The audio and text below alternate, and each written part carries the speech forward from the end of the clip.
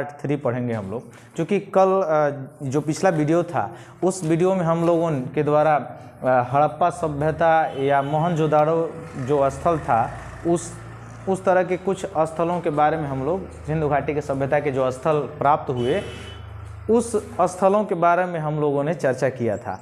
और कुछ ऐसे स्थल जो थे जो उस वीडियो में नहीं हो पाए थे उनकी चर्चा आज हम करेंगे। और उसके बाद से हम लोग देखेंगे कि सिंधु घाटी सभ्यता अर्थात सैंधव सभ्यता के लोगों की सामाजिक व्यवस्थाएं क्या थी या आर्थिक व्यवस्थाएं क्या थी, तो इसके बारे में चर्चा करेंगे। तो चलते हैं हम लोग कल पढ़े थे धौलावीरा तक। धौलावीरा जो जगह है यह कहाँ से प्राप्त हुआ है, यह कहाँ मिला है, तो यह भी सिंधु घाटी सभ्यता का एक जगह है। यानी अगर मैं बताया था कि क्वेश्चन दो तरह से पूछा जा सकता है। जैसे पूछा जाए कि सिंधु घाटी सभ्यता इंडस वैली सिविलाइजेशन का सिंधु घाटी सभ्यता का सबसे बड़ा स्थल तो था मोहनजोदाड़ो। सबसे पहले खोजा गया स्थल हड़प्पा, लेकिन दूसरा बड़ा स्थल तो वह था धौलावीरा। तो धौलावीरा के बारे में हम लोगों ने पढ़ा था। धौलावीरा के बारे में पढ़ा था। यह कहाँ है? गुजरात में कच्छ रण का कादिर द्वीप जो है वहीं पे धौलावीरा है। यहाँ से हमको क्या प्राप्त हुआ है, चूँकि इसके बारे में हम लोगों ने कल प्रीवियस में हम लोगों ने पढ़ा था। चूँकि एक चीज़ और हम बता दें कि मोहनजोदड़ो जो है उसको मृतकों का टीला कहा जाता है। मोहनजोदड़ो का जो अर्थ होता है उसका अर्थ होता है मृतकों का टीला। उससे रिलेटेड कई तरह के क्वेश्चन एग्जाम में पूछे जाते हैं कि निम्न में से मृतकों का टीला कहा जाता है, किसे कहा जाता है, तो मोहनजोदाड़ो को कहा जाता है।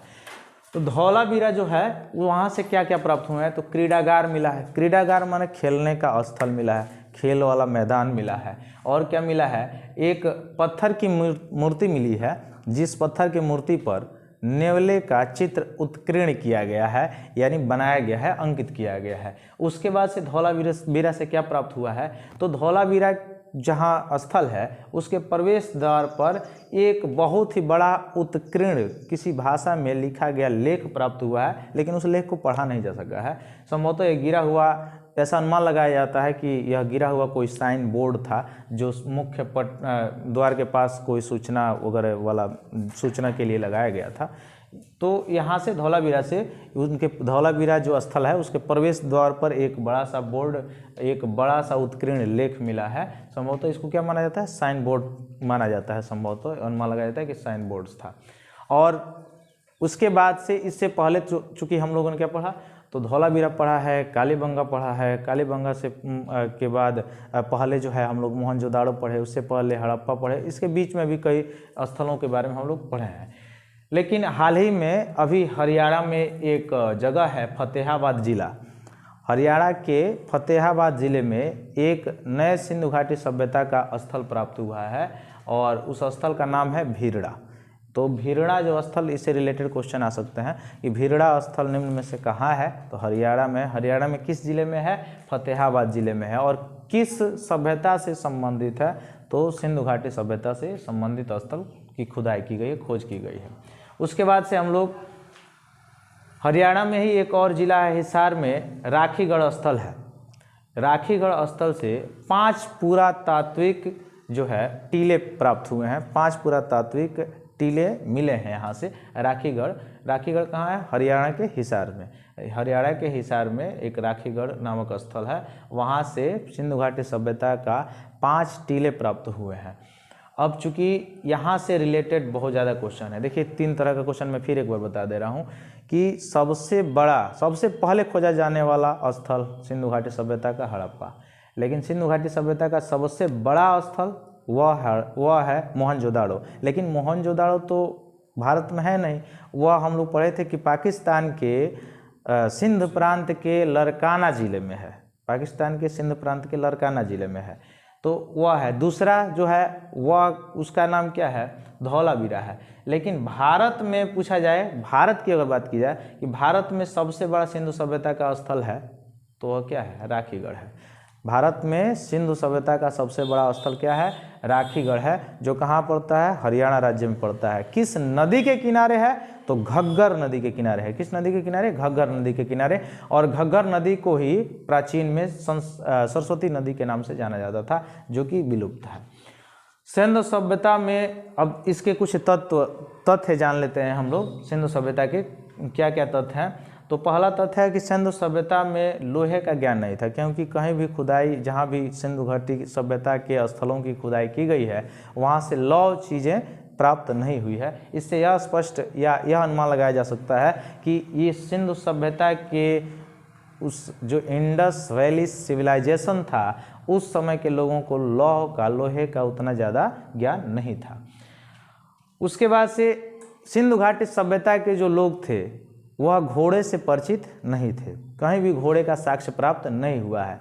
फिर भी एक जगह घोड़े का साक्ष्य, घोड़े की हड्डियां मिली है। कहाँ से? सुरकोटदा से। सुरकोटदा से ये पूछा जाता है, क्योंकि इसलिए पूछता है, यह क्वेश्चन इसलिए इम्पॉर्टेंट हो जाता है क्योंकि सभी को पता है, ऐसे डायरेक्टली नॉर्मली किताबों में जो वन लाइनर होता है उसमें ये लिखा जाता है कि सिंधु घाटी सभ्यता में घोड़े का साक्ष्य कहीं से प्राप्त नहीं हुआ है, या सिंधु घाटी के लोग जो थे, या सिंधु सभ्यता के जो लोग थे, वह घोड़ों से परिचित नहीं थे।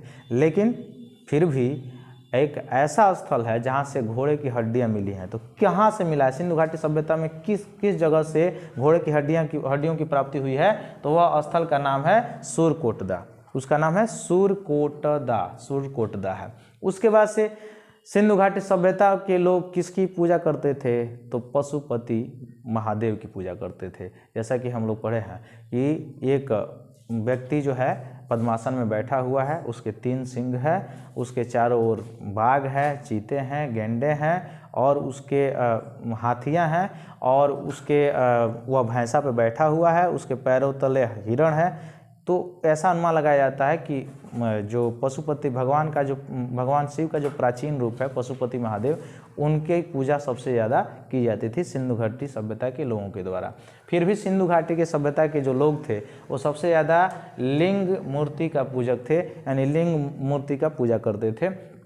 और आर्यों की बात की जाए, जो कि हम लोग वैदिक सभ्यता में पढ़ेंगे, तो आर्य जो थे वो प्रकृति की पूजा करते थे, प्राकृतिक वादक थे। लेकिन जो सिंधु घाटी के लोग थे वह लिंग या मूर्ति पूजा करते थे। फिर आगे देखेंगे हम लोग, मोहनजोदड़ो के अधिकांश निवासी कहाँ के थे? पूछा जाता है कि मोहनजोदड़ो मतलब मृतकों का टीला, तो मोहनजोदड़ो के अधिकांश निवासी कहाँ के थे? भूमध्य सागरी थे। भूमध्य सागरी अभी हम लोग थोड़ा सा भूगोल में चले तो उसकी ओर देख सकते हैं कि भूमध्य सागर क्या करता है? पृथ्वी के गोलार्ध को 2 भागों में बांटता है। एक उत्तरी, पृथ्वी को 2 भागों में, उत्तरी गोलार्ध और दक्षिणी गोलार्ध के रूप में बांटता है। तो ऐसा अनुमान लगाया जाता है कि जो सिंधु घाटी के जो मोहनजोदड़ो के जो लोग थे, सिंधु घाटी में जो सभ्यता थी, मोहनजोदड़ो जो स्थल प्राप्त हुआ था, उस मोहनजोदड़ो स्थल के अधिकांशतः जो निवासी थे वह निवासी कहाँ के थे? तो भूमध्य सागर के निवासी थे। भूमध्य सागर से वह वहाँ पे विचलित हुए थे। फिर यहाँ के लोगों के द्वारा लाल या गुलाबी रंग के बर्तन सबसे ज़्यादा उपयोग किए जाते थे। इसका मतलब ये हुआ कि इनको कहीं ना कहीं पीतल का ज्ञान जरूर था। तो इनके द्वारा, यानी सिंधु घाटी सभ्यता के जो लोग थे उनके द्वारा लाल या गुलाबी बर्तनों का सबसे ज़्यादा यूज किया जाता था। आज भी हम लोग देखते हैं कि पीतल के बर्तनों का जो, चूँकि अभी आज से कुछ समय पहले अगर देखा जाए तो ज़्यादा यूज होता था। पीतल के बर्तनों का यूज से क्या होता है कि शारीरिक पाचन तंत्र की क्रियाएँ सही रहती हैं। फिर आगे देखेंगे, इसमें यानी सिंधु घाटी सभ्यता में दास प्रथा का भी प्रचलन था। दास प्रथा के, इसमें हम लोग जब प्राचीन भारत का इतिहास पढ़ेंगे, उसमें जब राजाओं का शासन आएगा तो उसमें पढ़ेंगे मध्यकालीन भारत का इतिहास, उसमें पढ़ेंगे गुलाम वंश से जब पढ़ेंगे हम लोग तो दास प्रथा के कई बार चर्चाएँ आएंगी उसमें। तो दास प्रथा का भी प्रचलन सिंधु घाटी सभ्यता में था, यानी इंडस वैली सिविलाइजेशन में ये एक पॉइंट थे, यानी दास प्रथा का भी प्रचलन था। फिर से गाय की मूर्तियां, सिंधु घाटी के जितने भी स्थल खोजे गए हैं आज तक, वहाँ से कहीं भी गाय की मूर्तियां नहीं मिली हैं। इससे यह अनुमान लगाया जा सकता है कि सिंधु घाटी के सभ्यता के लोग, सिंधु घाटी सभ्यता के लोग, इंडस वैली सिविलाइजेशन के लोग गाय को पशु के रूप में नहीं मानते थे अथवा गाय को नहीं पाला करते थे। अब गाय की चर्चा आई है तो यहाँ पर एक चीज़ बता देना जरूरी है कि गाय किसका जो है मुख्य पशु था। तो वैदिक सभ्यता जब हम पढ़ेंगे तो वैदिक सभ्यता में आएगा आर्यों की सभ्यता, तो उसमें आर्यों का जो प्रमुख पशु था वह प्रमुख जो पशु थी वह गाय थी। तो लेकिन यहाँ पे नहीं था। जो सिंधु घाटी सभ्यता था इसमें जितने भी स्थल जहाँ से मिले हैं उन सभी स्थलों में कहीं भी गाय की मूर्तियाँ या गाय के कहीं साक्ष्य मूर्तियों का साक्ष्य नहीं मिला है। इससे यह स्पष्ट होता है गाय की पूजा इसमें नहीं की जाती थी। उसके बाद से यातायात के लिए सिंधु घाटी सभ्यता के लोग यातायात के लिए किसका प्रयोग करते थे? तो बैलगाड़ी का, कार्ट का प्रयोग करते थे। बैल से खींचा जाने वाला जो चक्का का पहिया वाला जो टायर्स होते थे, जो गाड़ियाँ होती थी, उनका प्रयोग करते थे। कौन? सिंधु घाटी के लोग। यानी सिंधु घाटी सभ्यता के लोग किसका प्रयोग करते थे यातायात के लिए, ट्रेवल के लिए? तो ट्रेवल के लिए ये लोग प्रयोग करते थे किसका? बैलगाड़ी का प्रयोग करते थे। फिर इसमें एक शब्द आता है टोराकोटा। एक शब्द आता है टोराकोटा। टोराकोटा माने क्या होता है? टोराकोटा मतलब होता है आग में पकी हुई मिट्टियाँ। जैसे आज भी कुम्हार जो बनाता है, बर्तन जो बनाता है, तो उसमें क्या होता है? पहले कच्ची मिट्टी को आकृति प्रदान करता है और आकृति प्रदान करने के बाद उसको आग में पकाता है। तो आग में जब वो पक के तैयार होता है तो उसी को क्या बोला जाता है? टोराकोटा बोला जाता है। उसी को टोराकोटा बोला जाता है। तो टोराकोटा जैसे घैला वगैरह होता है जिसमें पानियाँ रखे जाने पर गर्मी के दिनों में ठंडा रहते हैं, पानी उन्हें ठंडा रहता है, तो क्या बोला जाएगा? टोराकोटा बोला जाएगा। फिर अगर इनके सामाजिक जीवन के बारे में अगर चर्चा करें, सिंधु घाटी सभ्यता के लोगों का जो सामाजिक जीवन था वो इनका सामाजिक जीवन कैसा था? तो सामाजिक जीवन था कि हड़प्पा कालीन जो समाज था वह कैसा था? मातृ सत्तात्मक था। देखिए अब यहाँ 2 पॉइंट क्लियर कर लीजिए। मातृ सत्तात्मक का मतलब माता से, मतलब फीमेल का जो सत्ता था वह किसके हाथों में था? महिलाओं के हाथों में था। लेकिन पूरे इतिहास में जितना भी सत्तात्मक आज तक हुआ है वो सब पितृ सत्तात्मक हुए हैं शासक, लेकिन एक को छोड़ के, सातवाहक वंश को छोड़ के। क्योंकि पूरे इतिहास में एक सातवाहक वंश है जिसमें मात्र वह जो मात्र सत्तात्मक थी, अन्यथा उसके बाद से जो भी वंश है इतिहास काल में वह मात्र सत्तात्मक नहीं थी। और उसमें कौन था मात्र सत्तात्मक जो सातवाहक वंश में? तो गौतमी पुत्र सप्तकर्णी।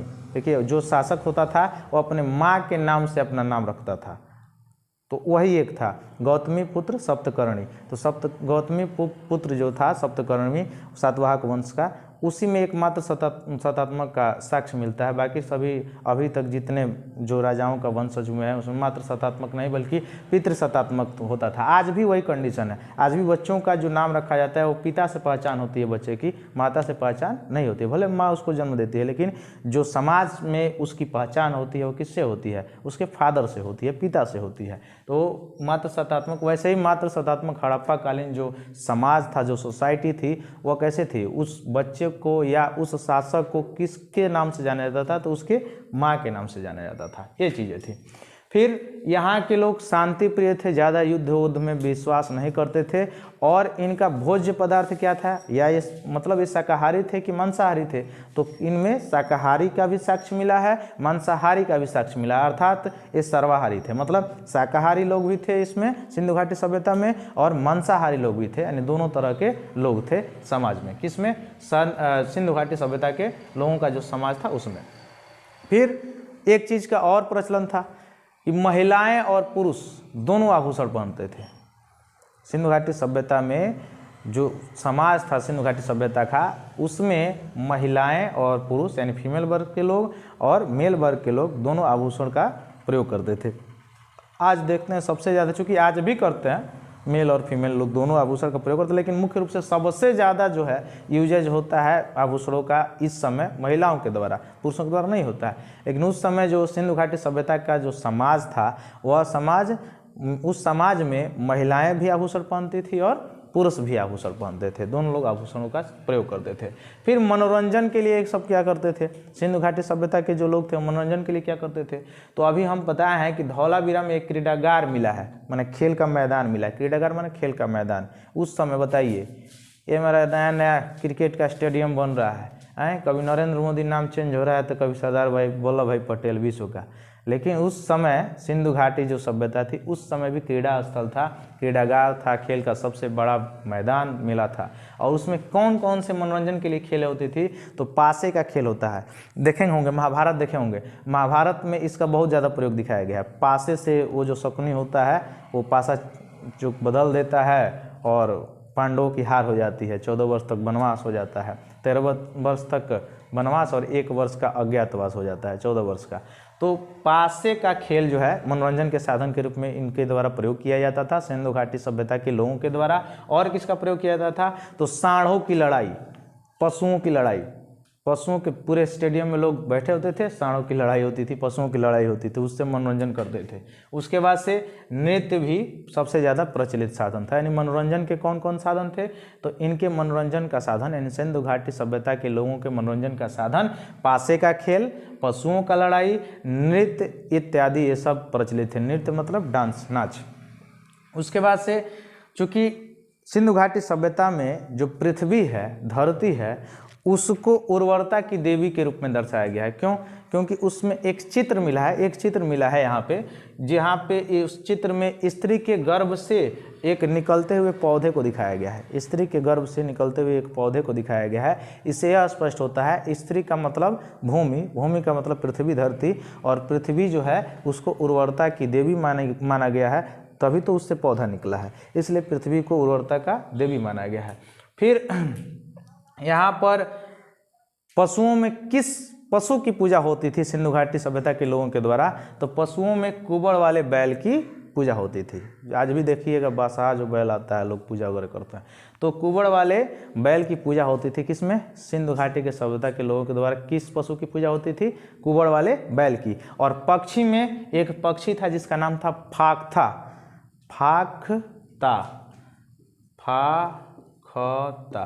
फाख्ता नामक पक्षी की पूजा होती थी। यानी पशुओं में पूजा होती थी कुबड़ वाले बैल की, और पक्षियों में फाख्ता पक्षी की पूजा करते थे कौन? सिंधु घाटी के लोग। हालांकि बहुत जगह ये भी साक्ष्य मिला है कि यहाँ के लोग, सिंधु घाटी सभ्यता के लोग, पेड़ों की भी पूजा करते थे, जैसे आजकल भी लोग करते हैं, पीपल की पूजा करते हैं, बहुत लोग तुलसी की पूजा करते हैं। तो यहाँ से भी कुछ साक्ष्य मिले हैं कि यहाँ के लोग पेड़ों की भी पूजा करते थे। उसके बाद से वृक्ष पूजा करते थे। लेकिन इस सिंधु घाटी सभ्यता में जो खुदाई की गई है वहाँ पे कहीं भी किसी भी स्थल से मंदिर का साक्ष्य नहीं मिला है, मंदिर का प्रमाण नहीं मिला है। तो ये जो था आज हम लोग जो इस वीडियो के माध्यम से देखे, सिंधु घाटी सभ्यता का जो बचा हुआ एक स्थल था उसके बारे में, जो नया स्थल की खोज की गई है फतेहाबाद, हरियाणा के जो जिला है फतेहाबाद, उसमें जिसका नाम भिरड़ा है, उसके बारे में देखें। और देखें राखीगढ़ के बारे में, और सिंधु घाटी सभ्यता के लोगों का सामाजिक जीवन के बारे में आज हम लोग देखें। कल के वीडियो यानी अगले जो वीडियो आएगा उसमें हम लोग उनका, आज हम सामाजिक जीवन देखें सिंधु घाटी सभ्यता के लोगों का, और उस वीडियो में हम लोग उनका आर्थिक जीवन देखेंगे और किन किन पत्थरों का, किस किस चीज़ों का प्रयोग करते थे वे लोग, उसके बारे में देखेंगे। तो टोटल एक वीडियो पहले बना है, एक नहीं 2 वीडियो बन गया है, ये तीसरा वाला वीडियो है। इसके बाद से एक वीडियो और बनेगा, तो पूरा हड़प्पा कालीन जो सभ्यता वनडे एग्जाम्स में पूछे जाते हैं, हालांकि बीपीएससी तक भी काम चल सकता है, बिहार एसआई तक भी, यूपीएसआई तक भी काम चल सकता है, उतना तक हम लोग पूरा कवर कर लेंगे। और आप लोग से आशा हम करेंगे कि आप लोग नोट्स उसका जरूर बना लेंगे, ताकि नोट्स बनाएंगे तो आपको आगे अच्छे तरह से काम आएगा। तो इस सब चीज़ों को हम लोग पूरा कवर कर लेंगे। उसके बाद से हम लोग चलेंगे वैदिक सभ्यता की ओर। तो ज़्यादा से ज़्यादा आप लोग इस चैनल को लाइक करें, शेयर करें, सब्सक्राइब करें, जितना ज़्यादा हो सके उतना ज़्यादा शेयर करके सब्सक्राइब करावें, क्योंकि जितना ज़्यादा आप जितना जल्दी सब्सक्राइब कराएंगे उतना ही अच्छे तरह से, चूँकि डिजिटल बोर्ड रहेगा तो ये हमको लिखने की ज़रूरत नहीं पड़ेगी इतना, और फोटो या जो भी डिजिटलाइजेशन वाला माध्यम है उस तरीके से अगर बताया जाएगा, पढ़ा जाएगा, तो और भी चीज़ें और स्पष्ट समझ में आएंगी। बहुत बहुत धन्यवाद।